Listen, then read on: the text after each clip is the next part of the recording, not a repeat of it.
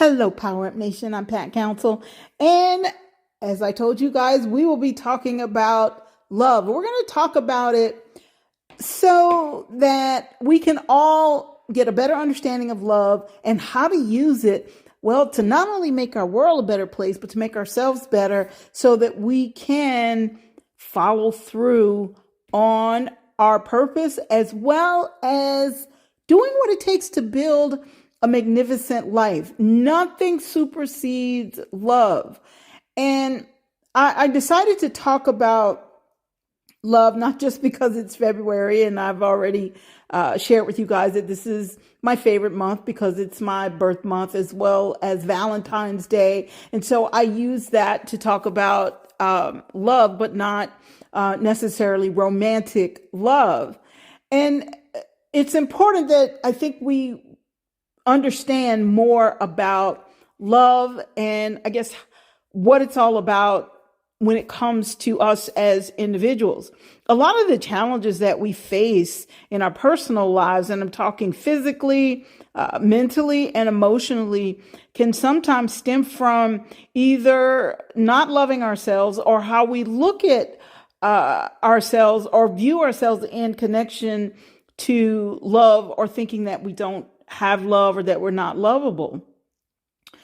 If we get a better understanding of love, then I think a lot of our challenges, there are always going to be challenges, but some of them we would overcome a lot faster. So with that being said, I'm going to talk about what loving yourself looks like. So it's important that we understand that. And I wanted to talk about this because a lot of times when I'm out, like if I go to a store, if I'm in a grocery store, or if I'm just in a bookstore, or I rarely, shop for clothes in a store. Sometimes I do, but it's rare. I mostly do that online. But the point that I'm making is that when I'm out and about, sometimes if someone is about to run into me because they're not looking up, because they're either looking at their phone, or if they're in a grocery store and their cart they're about to turn the corner to come down the aisle, and they're about to hit my cart. And so I usually kind of swerve and smile because it's, things happen. But I noticed the word that a lot of people use, and it seems to be growing. And there was a time when people didn't always use this word, the word sorry. And so when we start to constantly, I guess, confess, sorry, I'm sorry, I'm sorry, I'm sorry, I'm sorry, instead of saying I apologize, then that kind of adds to the fact that we think we've done something really bad. So it gives insight into how we look at ourselves. A lot of the challenges, as I said, that we're having even in our country today, where people are fighting back and forth and disrespecting each other to the maximum, it's because you treat others how you treat yourself. So let's talk a little bit about what loving yourself really looks like. So how did we get here to where we are today? Well, because for years, if someone said that they love themselves, and I can remember hearing this even when I was a kid. And so if someone talked about the fact that they love themselves, or they said something nice about themselves, then people would kind of call them selfish or conceited. Okay, the word narcissist, we didn't hear that much. Actually, I didn't hear it at all growing up. So I guess it wasn't as rampant as it is today. But we would hear, you're being selfish, or you're being conceited. And that's not true. The truth of the matter is, when people admonish people for actually kind of confessing or embracing themselves, or embracing the idea of some kind of self-love, or even confidence, just basic confidence, then all of a sudden people start to think that they are out of place, they're out of line, they're doing the wrong thing. So they don't feel as good about themselves. Now, over the years, and this includes parents doing it to their children, not because the parents are mean, but we live what we learn and we do what we know at that time. So the thing is that because of this and constantly admonishing someone for saying something good about themselves and calling them selfish, that has over the years been used to actually kind of what I call knock people down a peg or two. Okay. In other words, if you're thinking you're great and you can do something, you're really good at this, someone says something that causes you to take a step back. So this has been used to so-called keep people in their place, especially women. And now, guys, this is being done to you as well and has been done to you. But you guys can actually get away with saying that you're good at a job a lot easier than if a woman says it, then she's being cocky, she's being arrogant, and the list goes on and on. But the point I'm making here is that it's very important that we understand what loving ourselves look like so that we can make things better. As I said, over the years, it's been used to kind of put people in their place.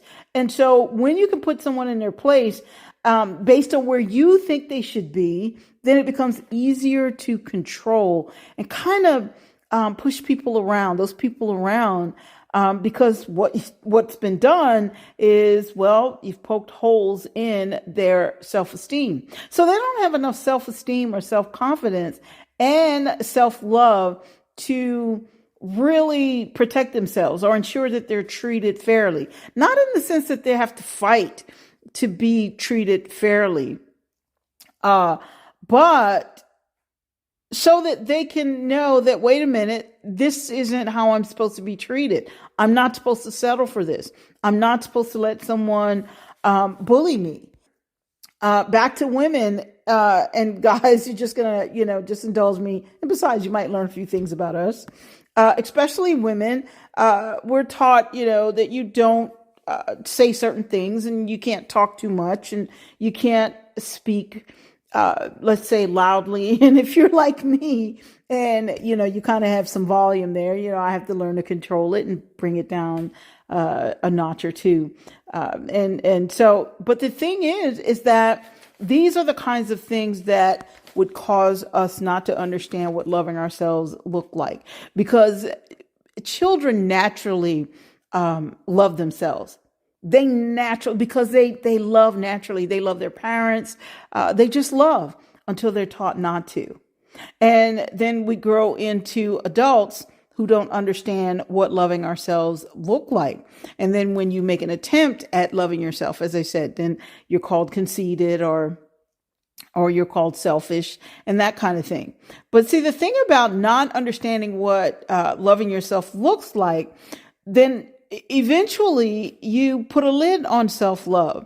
And people without self-love, actually, they become more gullible, not to mention needy, and it's easier to push them around. And it's also easier to deceive them because you have been told this is who you are not.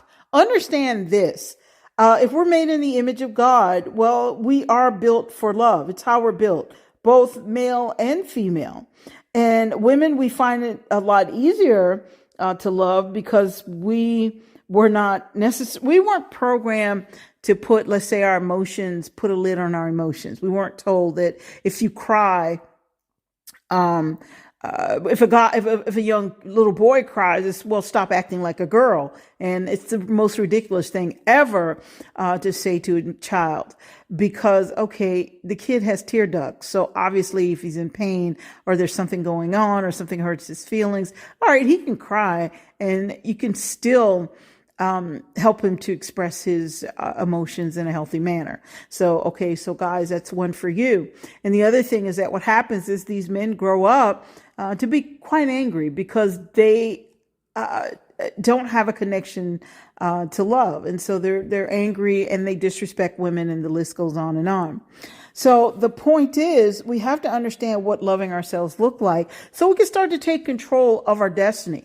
Because when you don't operate from that position of self-love, it becomes very difficult for you to achieve your goals. It becomes very difficult for you to be excited about who you are. And you're always looking at someone else and people, this is where jealousy and envy comes from. And so people start to look at that person and go, wow, they look better than me. They're stronger than me. They're smarter than I am. And this kinds of things, as opposed to looking at themselves and recognizing that they have some of the most amazing gifts ever, that could play, that are meant, that was given to them so that they could play their role while they're here on this earth. Now, I am thinking of someone, and a lot of times you guys know when I'm telling these stories, I'm thinking of certain people that I've met along the way. And I know of a young lady who's so super smart, but she's pretty much convinced herself that she's dumb. And she calls herself names that women should not call themselves. But that's because she was taught that self-love is not a good thing. Okay. And she wasn't taught that.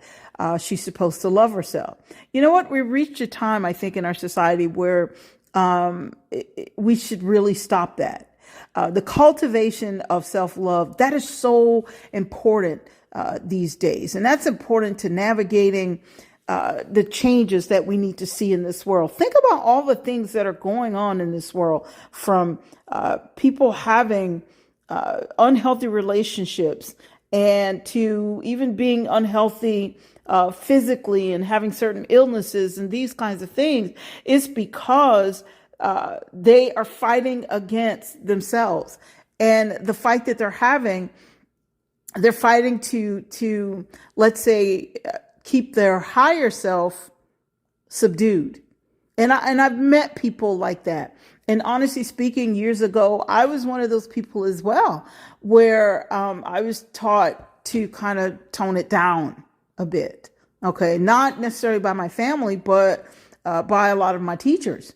Taught to tone it down, given certain grades to kind of put me in my place, even if I did a good job. And just really quickly, when I took sewing in high school, yes, we used to sew back then. And people, of course, people still do it today, just not as much, I think. But in home economics, and one of the things that I could already sew, because all of my aunts could sew, and they actually sent me to sewing school over the summer. And so I could actually make my own clothes while I took sewing. And that teacher wanted to give me a grade less than what I deserved. And when I asked her why, after everyone left, she said, "It's because you think you're good at this." Well, I was good at it. So the point that I'm making is, you're teaching me to tone it down, tone down excellence, not love myself, not be excited about what I'm good at doing. And so if this is you, then it's time for you to take a look at yourself and say, you know what? I'm not holding myself back. Sometimes we have things that happen to us that are not good, things that hurt our feelings, broken relationships, these kind of things that include broken friendships as well. And these things happen. We didn't see it coming. And so when it happens, we're wondering, why did this happen? I'm such a good person.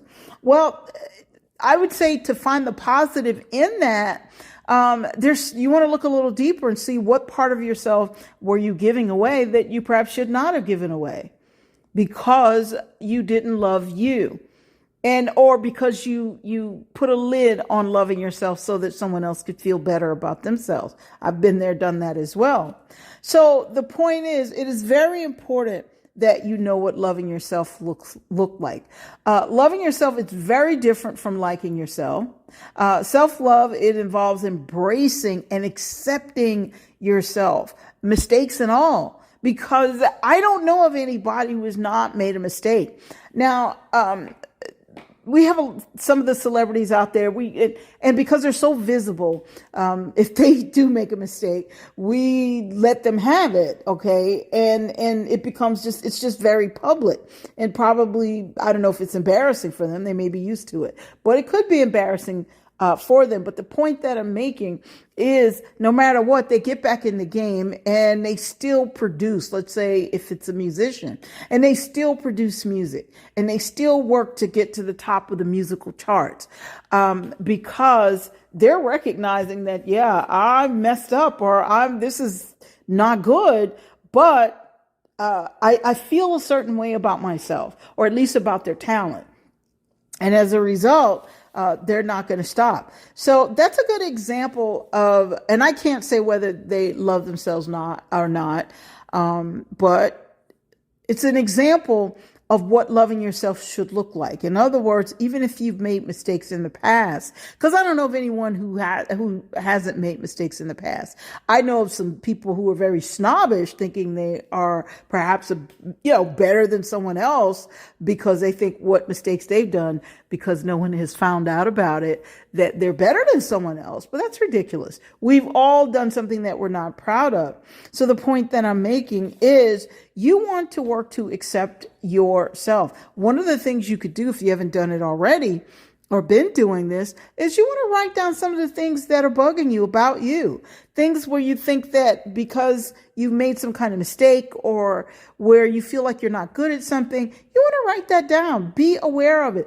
And then tell yourself, you know what? I accept me like I am. Now, let me give you a caveat. Acceptance does not mean that you stay the same. Acceptance does not mean that you don't work to become your best. It does not mean that. It doesn't mean you don't learn something new so that you can get to where it is you desire to be. So that's not acceptance. Acceptance means that you acknowledge that you made a mistake and you're a human being, but you're not going to do it again.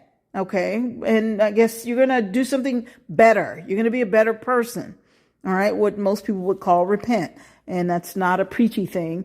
It just means you're turning the other road. You're going to turn away from, it means turn away from sin, but you're going to turn away from doing the thing that you did wrong or the thing that you did that embarrassed yourself. And you're just going to get back in the game.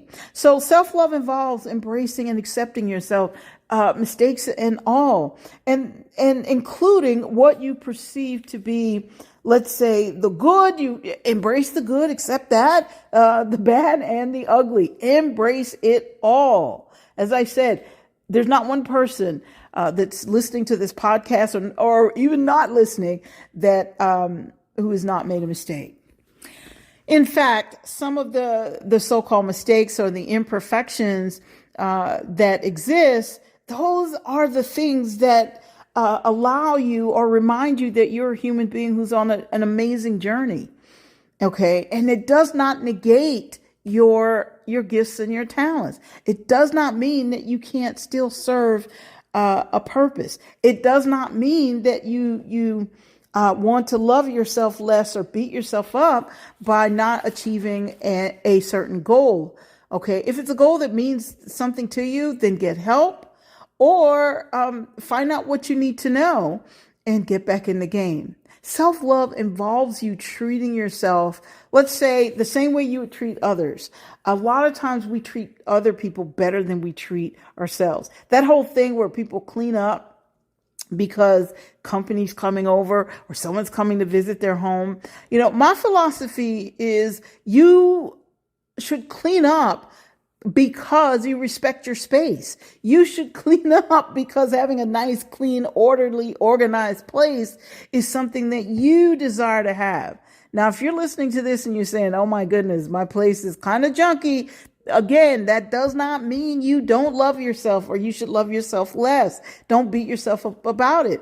You get to decide how you want to live. The point that I'm making is if you're junky, you don't necessarily have to clean up for company because you're hiding you. So you don't always have to hide yourself. But if you do clean up for company, you want to clean up for you. Remember, self-love involves treating yourself as you would treat others. I mean, do you send yourself critical messages and think critical thoughts about yourself? And you know what? I'll be honest, you guys. Sometimes because I am a person who's like really driven, if I make a mistake, I kind of have to tug my own coattail and say, okay, all right, so you made a mistake. Let's figure out, is it something that we need to correct? If we can correct it, let's do it. If it's something that we can't correct, let's see what's next.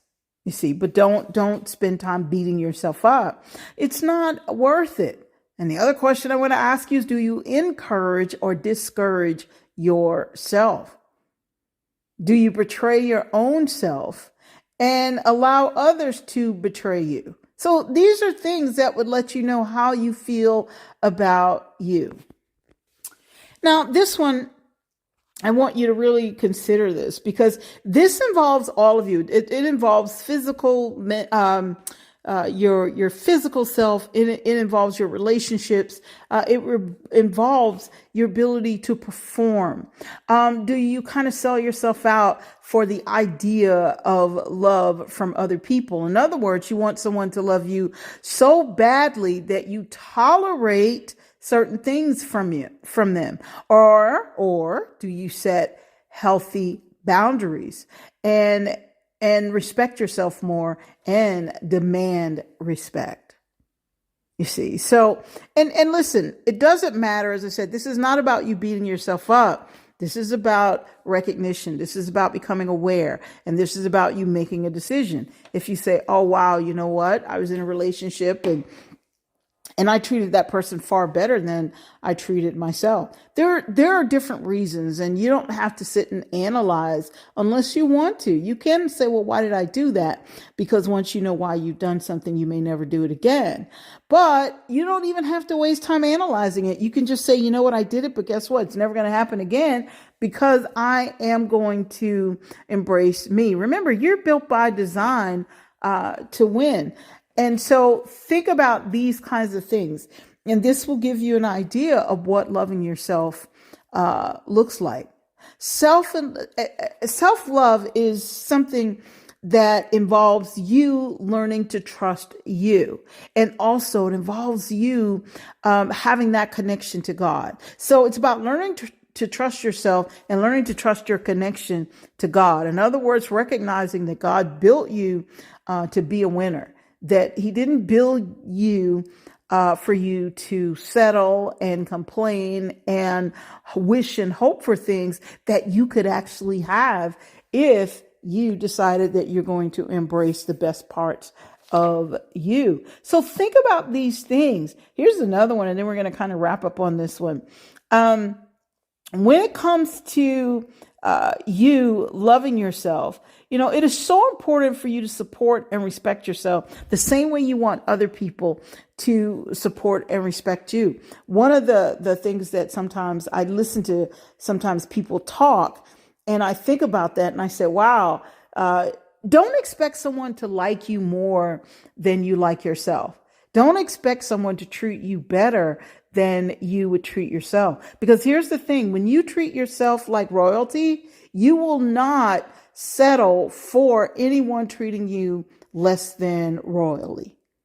You won't let anybody treat you differently. So think about that and say, you know what, if someone treated me poorly, it's because for that point in time in my life, I was either going through something and regrouping and I wasn't my best self, or you know what? It's time that I get to my best self. But either way, make a decision. This is not about you beating yourself up. This is about you making that connection to yourself.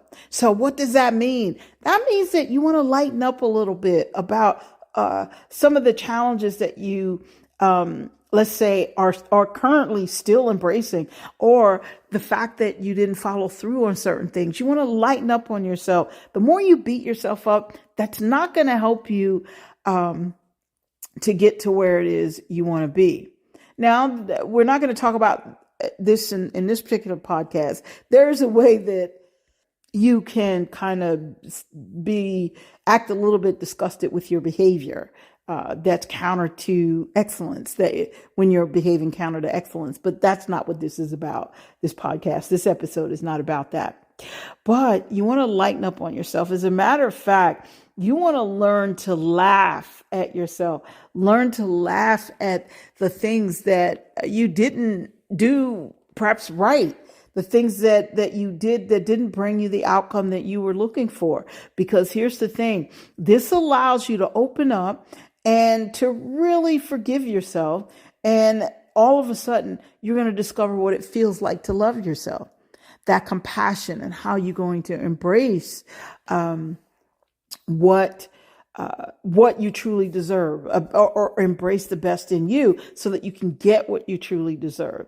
So I want you to think about that. And for those of you that journal and write down your thoughts, a lot of times when people are journaling, they write down everything that's going wrong and every negative feeling that they're having. And I'm not telling you not to do that. I'm not a psychologist or anything like that, or psychiatrist, or none of the above. But what I will say is I would never just stay there in my thinking. Okay. Because if you're writing this stuff down constantly, you're reinforcing that part of who you are. So I would suggest that even if you write that down because you've got to get it out, find your love center, write some statements down that will allow you to make a stronger connection to yourself so that you can start loving you. Okay. In other words, lighten up on yourself. Laugh at some of the things that you could have done better, but you didn't. When I'm coaching people, sometimes it's so difficult for them. Some of them, not all of them, but a few of them, they find it so hard to learn because they're so busy being embarrassed about what they don't know. Instead of saying, you know what, I don't really know that, and I've shared this before about me. I don't have a problem not knowing everything. I don't know everything. Okay. So I have no problem asking. If I want to know something, I will ask, I will listen, and I'll learn. Or if it's not something I'm sure I agree with, at that point, at least I got a starting jumping off point because they gave me some insight, and I will go and do some additional homework, and I will make my own decision. You see, so this is kind of what loving yourself looks like.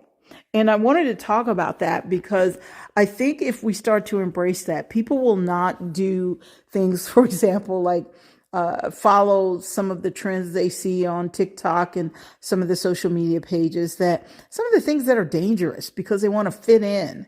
Okay. And granted, I know the other side is they want to get lots of views.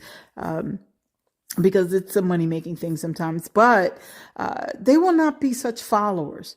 Okay. They won't allow people to control their emotions. You won't let someone convince you to be something that you're not, or you won't get upset at something that you aren't. Okay. Because of someone else.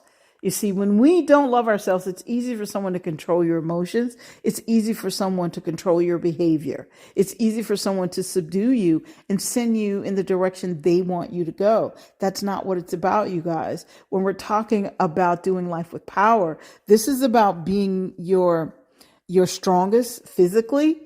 Okay. This is about being your strongest mentally, emotionally, and spiritually, and doing what it takes to make sure that this thing happens. I've talked about me making sure that I'm physically fit. For me, that's never going to be bone thin because that's not my body makeup. However, it will mean that there are things that I can do, like push-ups and different ab work, like sit-ups and other types of ab work. And I can get back to running if I want to. And so, which is something that I can now do again. And I'm still continuing to work on it though. Okay. So, I did 2.5 miles. I got the medal from the Navy had a 2.5 mile run. So I thought, you know what? You've been out of that game for a few years. Let's get back into it.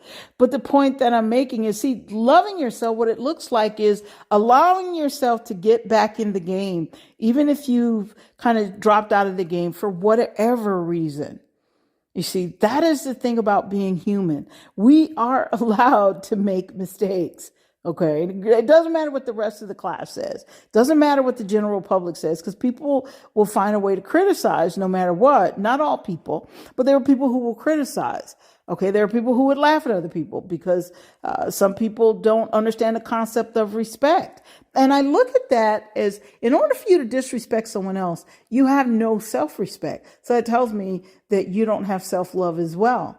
So think about all of these things as it relates to you. What do you want your life to look like? And go across the board, the goals that you've set, even your financial goals, from wealth to health to relationships, your social connections. What do you want all of this to look like for you? Think about it, write it down, and make a commitment to yourself.